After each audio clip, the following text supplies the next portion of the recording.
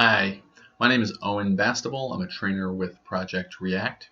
In this video, I will be walking you through how to teach neutralizing routines to your students.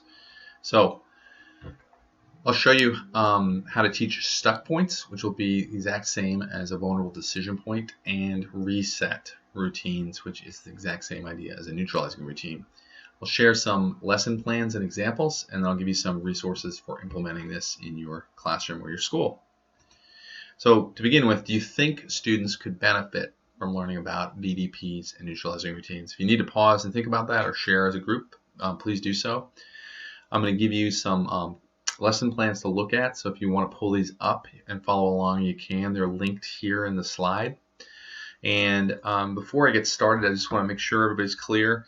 Vulnerable decision point is the adult version of what a stuck point will be for a student. And neutralizing routines are what adults use. Students will be using a reset or perhaps just the name of the strategy. For example, try and take 5, and I'll show you that in just a few minutes. So for the classroom lesson, if you have that pulled up, the lesson plan is linked here again, and there's also PowerPoints that I'll use a few of to show you some examples. It takes about 20, maybe 30 minutes, maybe less, depending on your students.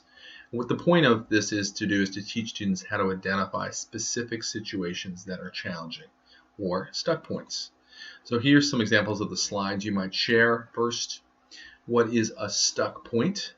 So not all situations are stuck, so you want to give them examples of what a stuck point is and what it's not. And this again maps right onto what a vulnerable decision point is. And then you can give them some examples that they might relate to. One is Serena gets quiz in class, didn't study for it, gets to work right away. Is that a stuck point or not? Not a stuck point.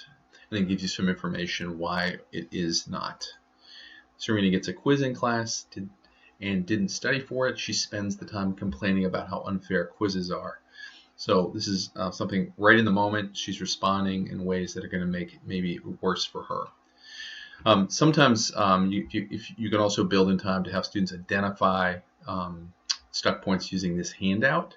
So this walks them through situations, feelings, and signs of what might be a stuck point for them. So a student could fill this out, and it'd be very helpful, I think, for a teacher to see this and give them some information. For example, that when a student's biting their lips or red in the face, this might be something to cue into, but more importantly, a student can become aware of these things as well. This is all linked here as well on the slide if you want to take a look at this in the worksheet. With stuck points in all the lessons I'm sharing, I'd recommend modifications. A few are listed here, one of which would be simplifying or adapting the language or examples for your students.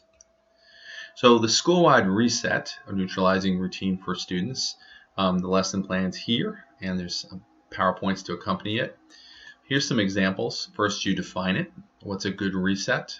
Just like the neutralizing routine, it's easy to do, can work almost anywhere, slows down our decision making. Here's some examples. Again, Sean here, someone's making fun of him, has his try or try not. And then here's the actual example from a school. Take try, for example, take 3 deep breaths, reflect on your feelings, you've got this. Here's another one. Balloon breath. This is nice because it's for younger kids, very visual. And this I really like. It gives the example, operationalizes what taking a deep belly breath is and what it is not. So this can be very helpful to walk through as you would with your school-wide expectations.